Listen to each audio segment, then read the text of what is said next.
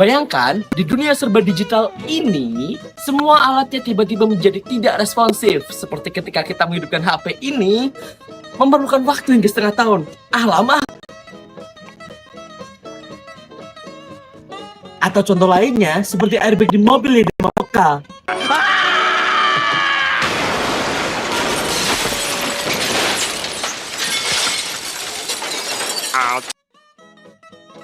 Hal ini terjadi karena sebuah hal yang sepele, yaitu karena material kehilangan kemampuan resistansinya ketika ditekan.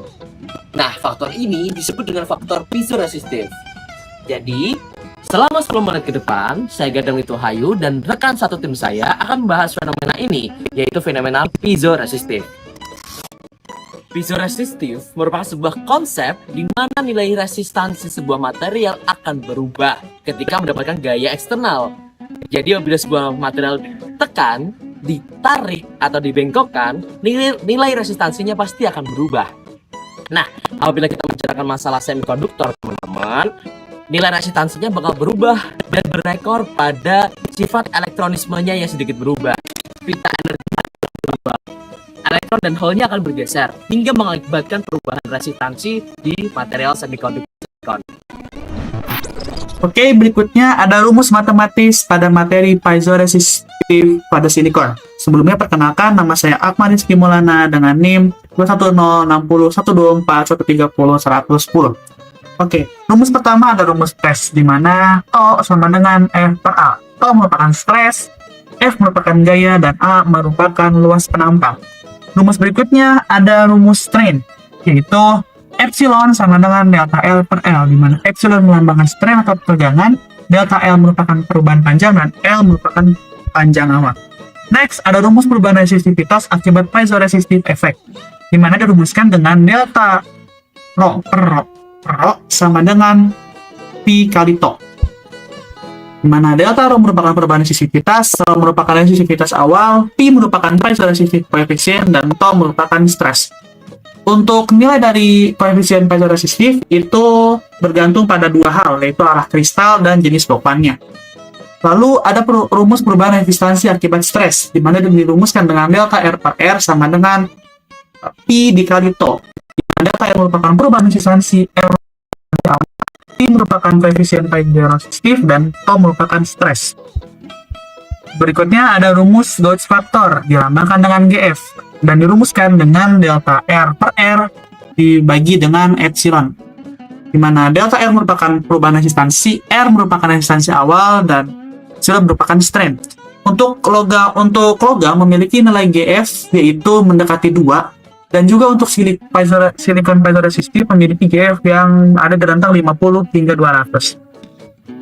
Berikutnya ada rumus pelengkap perubahan resistansi, di mana dirumuskan dengan delta R per R sama dengan 1 tambah 2V dikali dengan epsilon ditambah delta rho per rho, di mana delta R merupakan perubahan resistansi, R merupakan resistansi awal, V merupakan Poisson ratio, E merupakan strain, delta rho merupakan perubahan resistivitas, dan rho merupakan resistivitas awal. Oke, sekian rumus matematis.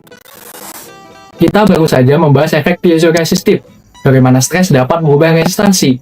Dari sini timbul pertanyaan penting. Material apa yang punya koefisien piezoresistif besar, dan kenapa silikon jadi pilihan utamanya? Pada logam, perubahan resistansi cenderung kecil. Itu karena perubahan yang terjadi hanya perubahan bentuk. Panjang dan luas penampangnya berubah sedikit akibat tekanan. Tapi pada silikon, perubahan resistansi bisa sangat besar. Selain bentuknya berubah, yang jauh lebih penting adalah mobilitas pembawa muatan di silikon ikut berubah juga. Jadi responnya bukan cuma mekanis, tapi juga elektronik. Silikon adalah semikonduktor, dan ini membuat mobilitas elektron dan hole di dalamnya sangat sensitif terhadap deformasi kecil pada kisi kristal. Begitu silikon diberi stres, atom-atomnya bergeser sedikit.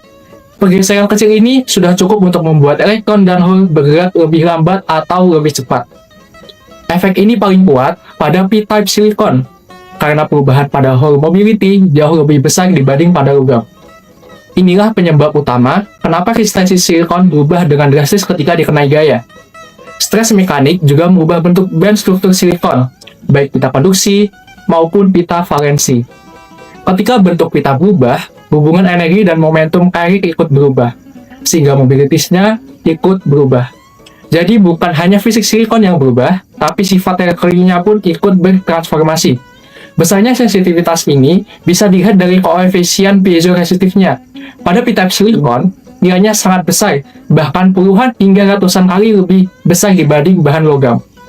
Kesimpulannya, logam hanya mengalami perubahan geometri, sedangkan silikon mengalami perubahan carrier dan perubahan band structure. Inilah alasan utama kenapa silikon sangat responsif dan menjadi material terbaik untuk sensor piezoresistif dalam perangkat modern. Nah, kita sudah tahu tentang piezoresistive effect pada silikon. Tapi, bukan cuma apa yang ditekan, namun juga dari arah mana tekanan tersebut diberikan. Pada silikon terdapat arah kristal atau yang bisa kita sebut sebagai silicon wafer orientation, yang masing-masing memiliki respon tersendiri terhadap tekanan. Nah, apa itu silicon wafer orientation? Silicon wafer orientation adalah arah susunan atom di dalam silikon.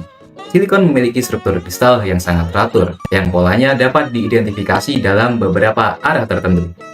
Arah tersebut biasanya disebutkan dalam indeks seperti 100, 110, dan juga 111.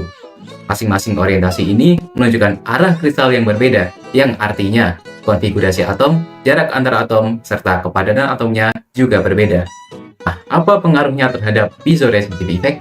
Seperti yang kita ketahui, piezoresistive effect terjadi ketika silikon diberi tekanan. Struktur atomnya berubah yang menyebabkan resistansinya berubah. Tapi, karena setiap orientasi punya pola susunan atom yang berbeda-beda, maka responnya terhadap tekanan dari berbagai arah pun juga berbeda.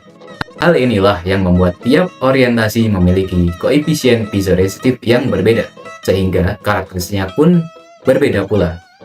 Secara umum, perbedaan karakteristik tiap orientasi dapat dijelaskan sebagai berikut. Orientasi 100. Pada orientasi ini, susunan atomnya lebih teratur dan simetris. Akibatnya, perubahan resistansinya saat diberi tekanan cenderung lebih stabil dan juga mudah diprediksi. Orientasi 110. Pada orientasi ini, susunan atom memiliki kerapatan yang berbeda di beberapa arah. Hal ini membuatnya lebih peka terhadap tekanan pada arah tertentu. Karena itu, orientasi ini biasanya memberikan sensitivitas yang lebih tinggi. Orientasi 111. Pada orientasi ini, susunan atom lebih rapat dan simetris dari berbagai arah. Hal ini membuat responnya terhadap tekanan cenderung lebih merata dan tidak terlalu tergantung pada arah. Selanjutnya, saya akan memberikan implementasi lebih lanjut dari piezoresistive silicon. Di sini saya akan menerangkan pada 3 implementasi. Yang pertama itu ada pada sensor tekanan atau pressure sensor. Di sini, piezoresistive silicon berfungsi untuk mendeteksi perubahan yang terjadi karena tekanan dari udara, fluida, ataupun dari tekanan darah. Untuk contohnya, ada pada smartwatch, yang dimana smartwatch bisa mendeteksi detak jantung ataupun tekanan darah manusia. Yang kedua, ada mikrosistem elektromekanik atau bisa disingkat sebagai MEMS. Di sini, piezoresistive silicon digunakan pada akselerometer ataupun giroskop sensor yang berfungsi untuk mendeteksi perubahan yang sangat kecil. Nah, yang ketiga ini masih berhubungan dengan poin yang kedua, yaitu penerapannya ada pada robotika dan juga pada prostetik. Dalam robotika sendiri, penerapannya digunakan pada strain gauge yang berfungsi untuk mendeteksi perubahan posisi ataupun perubahan yang terjadi akibat gaya ketika robot sedang bergerak. Biasanya ini diterapkan pada robot bertipe humanoid yang memerlukan keseimbangan lebih. Nah, untuk prostetik sendiri, contohnya itu ada pada tangan prostetik buatan. Nah, cara kerjanya itu piezoresistive silicon akan mendeteksi aliran listrik yang ada pada syaraf manusia. Nah, nantinya akan dikonvert supaya tangan prostetik ini bisa sesuai dengan keinginan dari penggunanya. Dari pembahasan hari ini, kita sudah belajar banyak mengenai piezoresistif, khususnya pada material semikonduktor silikon. Nah, material ini membawa kita pada jutaan teknologi yang mempermudah manusia pada kehidupan sehari-harinya. Tidak hanya pada seperti yang saya jelaskan tadi ya, pada tombol HP, pada mobil, dan bahkan pada dunia medis hingga industri yang menunjang kehidupan manusia secara keseluruhan. Mungkin itu saja yang bisa kami bawa. Dan cukup sekian, terima kasih. Ciao.